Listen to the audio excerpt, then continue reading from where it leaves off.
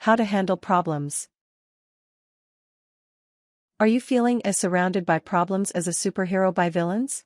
Maybe you just have one big problem but you don't know how to solve it. Don't worry, whether you're struggling with your significant other or you're in danger of losing your job, there are a few steps that you can take to bring your problems under control. Method 1: Handling personal conflicts.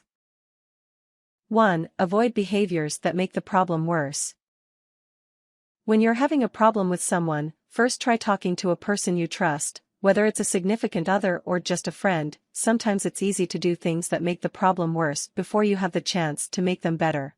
For example, if you're having a fight with your girlfriend because she thinks you cheated on her, even if you didn't, don't make the problem worse by spending a lot of time out being social with other girls. This will only make you look worse and make it harder to argue with her from the moral high ground.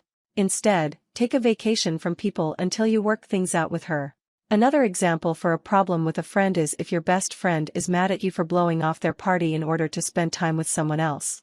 In this situation, you'll want to avoid seeming distant or disinterested in their feelings. Instead, try to do something nice for them. 2. Be clear about what the problem is. Before trying to argue with someone and come to a solution for whatever the problem is that the two of you are having, make sure you understand what's really bothering them first. Sometimes people seem mad about one thing but really they're mad about something else. If you want to really fix the problem, it's a good idea to make sure you're working on the right problem first. For example, your boyfriend might say that he's mad you decided to go to the big state school in the next town over instead of going to the local college with him. Of course, you'll still be able to see each other all the time and date without serious problems. What he's really worried about is that all that time off on your own will lead you to meet someone new. 3. Try to see the other perspectives. When you're fighting with someone, it's easy to feel that you're right or your way of doing something is best. You're working with your own brain after all. However, people rarely argue with you just to be contrary. They're doing the best that they can with what they know, and the situation might look very different from their perspective. Try seeing things from their side of the field in order to help you find a way to meet in the middle. Sometimes, if you're having a hard time understanding their perspective, it can be really helpful to just ask them. Ask them to explain, at length, why they think it would be better to take another route. Say something like, "Can you explain your thinking to me? I'd really like to know better." By walking through their feelings and thought process, you can often gain a better understanding of the problem and how to solve it. 4. Make sure they feel respected and in control. When people feel disrespected or cornered, they will often become more argumentative and combative, even if they would normally agree with you. If you see a personal situation developing, try taking steps to make that person feel like they have more control and that they are respected. You will find that suddenly they are much more willing to talk. For example, you'll want to dial back your language. Don't insult them or use accusatory language like "you should have underscore underscore underscore underscore underscore underscore." Make them feel in control by giving them choices or options, as well as doing things like coming up with what they think is a fair solution to the problem. 5. Talk it out. Once you've taken those basic first steps towards solving the problem, you should start really talking through a solution. Communication is key here, and communication is more than just telling them what you think. You'll want to think before you speak, being careful to think about how what you say comes across. You'll also want to be a really good listener, really focusing on what they're saying and working to understand them. For these serious, problem-solving conversations, you should generally set aside a large chunk of time and meet in a place that's private and quiet. This will remove distractions and things which add more stress. Talking it out also shows the other person that you have put a priority on making things right, which can earn you some points and soften them up for finding a solution. 6. Find a middle ground. The solution to more interpersonal conflicts will be a middle ground. This means you're going to have to stop seeing things in black and white. Don't see my way and their way. You're both great people and you have so much to offer each other, so instead talk it out and find our way instead. For example, if your girlfriend is upset because you can't agree which family to spend Christmas with, you can propose a third option: spending the week before Christmas with her family, the week after with your family, and the day itself with just each other. For example, if your friend is upset because they want to take one class with you but you want to take another class instead, you can suggest that you keep your classes separate but both take a study period that you can spend together studying in the library. Method 2. Handling non-people problems. 1. Stay calm. For problems revolving around stressful, complex situations like getting fired, losing your apartment, or having your car break down, the best place to start is by staying calm. Don't panic or let yourself feel like the whole world is ending. So far, you've managed to get past every other problem in your life and the sun keeps rising. We are 100% sure you can make it through this one too. When you're struggling to stay calm, a good technique is to focus on your breathing. Breathe in and out slowly until you feel more calm and ready to do what you need to do. 2. Get as much information as you can. The more you know about the situation you're in and the options you have available to you, the better able you will be to deal with whatever the problem is. Do a little Googling, talk to people who have dealt with problems like this before, and really think about what plan C is instead of getting locked into plans A and B. For example, let's say you've lost your job. Instead of panicking about what you're going to do now, go to your local unemployment office. They'll have counselors who will help you file for unemployment and help you find resources for getting a new job quickly, like a resume makeover. 3. Evaluate what resources you have. Everyone has resources available to them in times of crisis. Sometimes these resources come in the form of money or time. Sometimes they come in the form of friends or family who really know what they're talking about. Sometimes the resources you have available to you are harder to see, however. Even your personal qualities, such as intelligence or determination, can be hugely helpful in getting you through this. For example, if you know you have strong interpersonal skills, then you know you can use those skills to help solve your problem. Just because there might not be an obvious way to use them right now doesn't mean that the opportunity won't arise. 4. Map out what needs to happen. Once you've gotten as much information as you can and know what resources are available to you to make it happen, make your battle plan.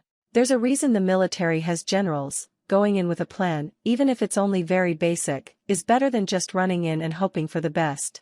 Make a list of what needs to happen and when. You'll quickly see that it's more doable than you thought. Break the solution down into a series of goals, then break the goals down into a series of tasks.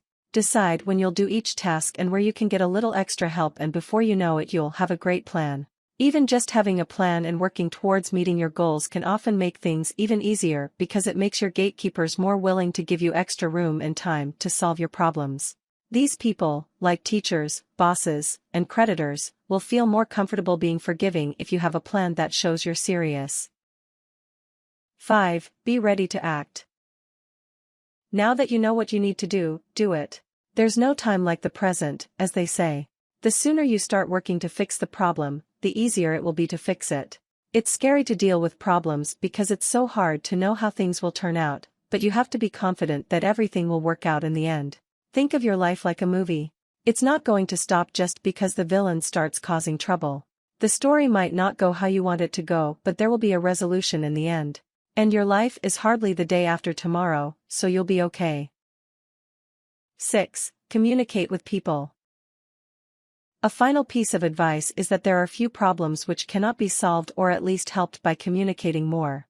People are made to help each other, and when you talk about your problems, you'll find that suddenly they become much easier to deal with. Talk with the people attached to the problem that you're having. Talk to people who are experts.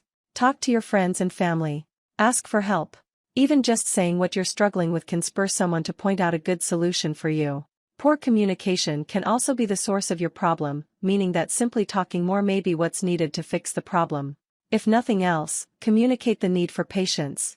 Tell people that you're working on the problem but that you have a plan and you're focusing all of your energy on making things right. Method 3. Balancing many problems. 1. Let go of what you can't change. When you've got more issues to handle than seems humanly possible, a good place to start is by letting go of the things that you can't change. Often we cling to situations like this, trying to find ways to rewind the clock. This takes away energy from problems that we can actually fix. Focus on moving forward, not on trying to go back. Let go of your past. Let go of your mistakes. Instead of hating yourself for them, learn from them. That's enough. Let go of that friend that just refuses to forgive you for whatever it is you did. Instead, focus on solving your other problems and work on making the rest of your life and actions as good as they can be. Problems in your past will often come to a better resolution when you work towards a better future, even if that just means you starting to realize that those mistakes don't define you. 2. Be ready to make some sacrifices. When you have a lot of problems to deal with, it will pretty much always mean some things are going to have to be sacrificed. You can't usually find a solution that results in everything going 100% your way. This is true even when you only have one problem. Life is hard and you will have to prioritize. Figure out what means the most to you and focus on making that happen. Let everything else follow the path of least resistance so that it's not taking up all of your time and energy, even if that means it doesn't end well for you. For example, if you're having problems with your family, problems with school, and problems with work, you'll have to choose which is the most important. Generally, your family will always be there and you can get other jobs. Second shots at school, however, are rare. 3. Stop procrastinating. When we have loads of problems to deal with, it's not uncommon to put off dealing with the issues. You are probably, whether you realize it or not, frozen with fear. What happens if you make the wrong choice? The sooner you make the decision, that means that consequences start happening, right? However, putting off making a choice is, in itself, making a choice. Often, that choice will make the problem worse. Don't put problems off. Start working on solving them as soon as you can. Think of this like having a giant pile of homework assignments. You can do them right away and not get overwhelmed, or you can be afraid of failing and let them pile up. Not doing them just leads to you getting an F anyway. Ignoring them doesn't make them stop appearing. 4. Take things one step at a time. As you begin to work on solving your giant pile of problems, the best approach is to just take things one step at a time. Look for a first step and take it. Look for the next step and then take that. Don't worry about getting things in the perfect order. You'll find a better way to do things as you go along, and we rarely do things perfectly in life anyway. Making a chart of the steps you need to take to solve each problem can often be really helpful. This visual device allows you a better way to see how everything fits together. 5. Get help. This is so important for staying sane and solving problems in the best way. Never feel like you're all alone in the problems that you have to face. You are surrounded by people that love you and want to help you. Even perfect strangers will often help you if you go to the right people. Getting help doesn't make you wrong, weak, or undeserving. Humans are social creatures and we're evolutionarily designed to help each other. For example, let's say that you're struggling to figure out how to write a review for work. Go online and you'll find loads of business people who do stuff like that all the time. Post in a forum and you'll see so many people come forward saying things like, "No one ever taught me how to do this and I really wish they had." It doesn't need to be this hard. 6. Help yourself to see the upsides. Dealing with lots of problems all at once can really drag you down. It's very common to feel hopeless in this situation. It feels like nothing is ever going to change and that this will be your life forever. However, if you keep a positive attitude and stay positive, you'll find those problems flying by before you know it. One good approach is to appreciate the problems in your life. If you didn't have problems in your life, you wouldn't know how to recognize the good things that you do have. This is especially true with problems surrounding people we love. We often forget how much we love them until something shows us how much we stand to lose. Tips. Take care of yourself. The most important person in difficult situations is you. Realize that there are a lot of people with far worse problems in life. Put your problems in perspective and you'll make it through your obstacles and know how lucky you are. Make yourself a list of things that need to change. You can't make all your problems go away, but you can learn from them so that the same things don't continue to happen. Make a checklist of things you need to get done. Start with the most important ones. One at a time. You'll see progress. Never depend on others but yourself when it comes to handling personal problems like losing your home, car, job, etc. Warnings. Not all problems are for you to sort through. If it is a vital decision, you should feel comfortable forwarding it to a superior or discussing it at length with others to arrive at a group decision.